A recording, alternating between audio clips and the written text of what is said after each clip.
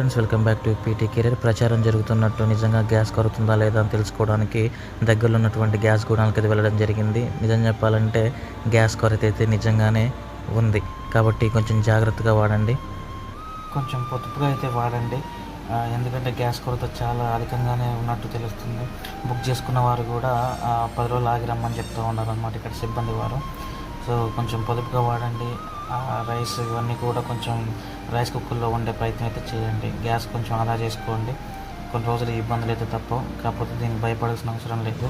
ఇంకా కొన్ని రోజులే, ఫ్యూచర్లో ఒక 4-5 రోజుల్లో సమస్య క్లియర్ అవ్వచ్చు. ఇంకో విషయం, ఆల్రెడీ ఇంట్లో గ్యాస్ ఉన్నాను కూడా అదనంగా పెట్టుకున్నటువంటి సిలిండర్ నింపే ప్రయత్నం అయితే చేయకండి. ఎందుకంటే మిగతా వరకు గ్యాస్ రాదు, స్టాక్ కొంచెం తక్కువగా ఉంది.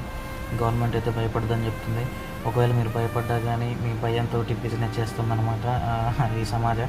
కాబట్టి ఎవరు భయపడకండి. బేకర్ కరోనా అప్పుడే భయపడలేదు, కేవలం దీనికి భయపడతాం. చెప్పండి, అందరూ స్ట్రాంగ్గా ఉండండి. ఏమీ కాదు. Thank you. ఈ వీడియో మీకు ఎలా అనిపించిందో కామెంట్ చేయండి అండ్ సబ్స్క్రైబ్ చేసుకోవడం మర్చిపోకండి. థ్యాంక్ యూ అండ్ ఒక లైక్.